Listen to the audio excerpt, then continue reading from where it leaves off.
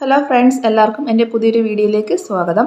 അപ്പോൾ ഇന്ന് ഞാൻ തയ്യാറാക്കാൻ പോകുന്നത് പയറും കോവയ്ക്കയും കൊണ്ട് നല്ല മൊരിച്ചെടുത്ത് നല്ലൊരു മെഴുക്കുവരട്ടിയാണ്. നല്ല ടേസ്റ്റാണ് കേട്ടോ കഴിക്കാൻ വേണ്ടി. അതിനു വേണ്ടി ഒരു പിടി പയർ നീളത്തിൽ അരിഞ്ഞെടുക്കുകയാണ്.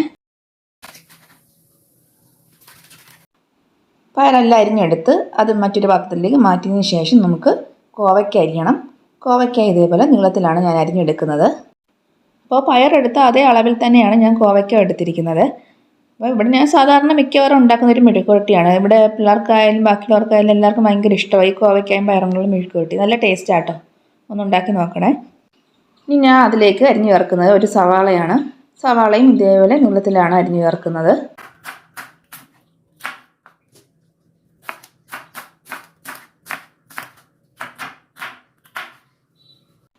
പിന്നെ 2 പച്ചമുളകും കൂടെ ഇതേപോലെ അരിഞ്ഞ് ഞാൻ ചേർക്കുന്നുണ്ട്. ഈ അരിഞ്ഞെടുത്ത വെജിറ്റബിൾസ് എല്ലാം ഒരു പാത്രത്തിലാക്കിയതിന് ശേഷം ഇതിലേക്ക് 1.5 ടീസ്പൂണ് മുളക് പൊടി ഇട്ട് കൊടുക്കുന്നുണ്ട്. നിങ്ങളുടെ എരിവിന് ആവശ്യമായിട്ടുള്ള മുളക് പൊടി ഇട്ട് കൊടുക്കാം. ഇത് കാശ്മീരി ചില്ലി പൗഡർ ആയതുകൊണ്ട് എരിവ് അധികം ഇല്ല, അതുകൊണ്ടാണ് 1.5 ടീസ്പൂണ് ഇട്ട് കൊടുത്തത്. ഇനി അതിലേക്ക് ആവശ്യത്തിന് ഉപ്പും ചേർക്കുക. ഉപ്പും ചേർത്തിട്ട് നന്നായിട്ട് കൈകൊണ്ട് മിക്സ് ചെയ്ത് വെക്കുക. നന്നായിട്ട് മിക്സ് ചെയ്തിട്ട് ഒരു 2-3 മിനിറ്റ് ഒന്ന് വെറുതെ വെക്കണം. ഉപ്പും മുളക് പൊടിയെല്ലാം വെജിറ്റബിൾസിലേക്ക് പിടിക്കാൻ വേണ്ടി. ഇനി ഒരു പാൻ ചൂടാക്കാൻ വെക്കാം. ഇനി അതിലേക്ക് ആവശ്യത്തിന് വെളിച്ചെണ്ണ ഒഴിച്ചു കൊടുക്കാം. വെളിച്ചെണ്ണ ചൂടായി വരുമ്പോൾ കടുക് ഇട്ട് കൊടുക്കാം. കടുക് ഒന്ന് പൊട്ടി വരുമ്പോഴത്തേക്ക് നമുക്ക് കറിവേപ്പില ഇട്ട് കൊടുക്കാം.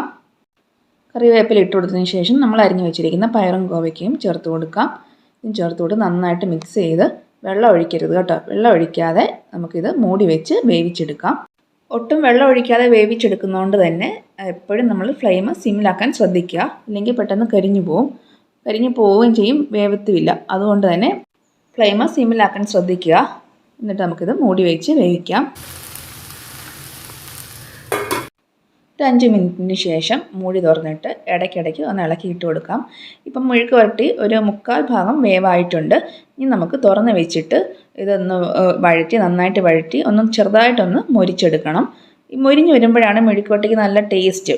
അപ്പം അത് പിള്ളേരും കഴിച്ചോളും. അപ്പം ഈ മെഴുക്കുവരട്ടി എപ്പോഴും വെക്കുമ്പോൾ ചെറുതായിട്ടൊന്ന് മൊരിച്ചെടുക്കാൻ നോക്കണം.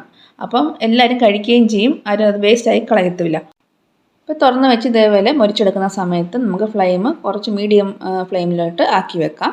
എന്നിട്ട് നമുക്ക് അതൊന്നും മൊരിച്ചെടുക്കാം.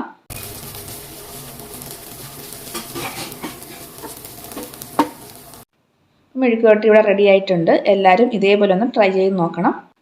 അപ്പോൾ വീഡിയോ ഇത്രയേ ഉള്ളൂ. ഇഷ്ടപ്പെട്ടാൽ എല്ലാവരും ലൈക്ക് ചെയ്യാനും ഷെയർ ചെയ്യാനും കമൻറ്റ് ചെയ്യാനും അതേപോലെ സബ്സ്ക്രൈബ് ചെയ്യാനും മറന്നു പോവല്ല കേട്ടോ. അപ്പം ഓക്കെ, താങ്ക് യു.